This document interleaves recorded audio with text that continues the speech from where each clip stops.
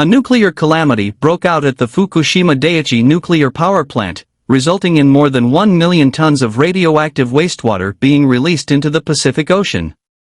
Authorities say the release is a necessary step despite widespread opposition from various groups, including Pacific Ocean fishermen disgruntled by the danger it poses to marine fisheries and, of course, Greenpeace.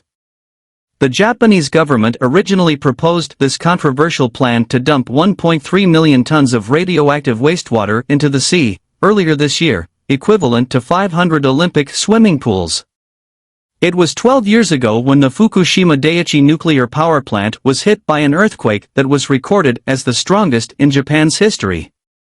This nuclear disaster was the second most serious catastrophe of its kind since the 1986 Chernobyl incident.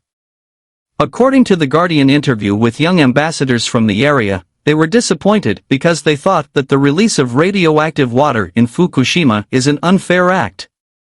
In their opinion, Joey Tao and Tale Lucia Mangione stated that the radioactive water spill in the area is a different form of damage that the region has not recognized, and that it continues to be the result of disastrous and irreversible cross-border devastation.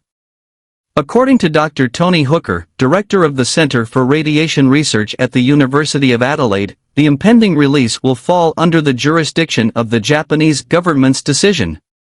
He pointed out that they have the power to give the last word, without seeking the assistance of the International Atomic Energy Agency or any other agency. The decision rests with the Japanese government. A recent report from the South Korean government indicated that there would be minimal repercussions with respect to the release of sewage into South Korean waters. A representative from the Korea Institute of Oceans and Technology said the radioactive water spill would be too insignificant to be noticeable in Korean waters. Based on 2022 data, the discharge of Fukushima water into the ocean may not harm the UK's $2.73 million worth of fish imported from Australia. However, the impact of Japan's election on Australia's water supplies remains unclear. Surprisingly, the G7 has supported Japan's decision, despite considerable backlash from those affected. Some believe this endorsement undermines the bloc's commitments to safeguard the environment and respect international law. Anti-disposal protesters gathered outside the Tokyo Electric Power Company holding headquarters in Tokyo, holding banners with slogans such as "Stop Polluted Water" and "Don't Bomb the Pacific." Despite support from the G7 and the South Korean government, many question Japan's ability to manage nuclear power, particularly regarding its decision to dump radioactive wastewater from Fukushima into the Pacific Ocean. Greenpeace International criticized the G7's decision to support such a policy, saying it undermines science and the safety of marine life. In addition, the Tokyo Electric Power Company, TEPCO, one of the operators of Japan's national power system, remains under scrutiny and creates many uncertainties.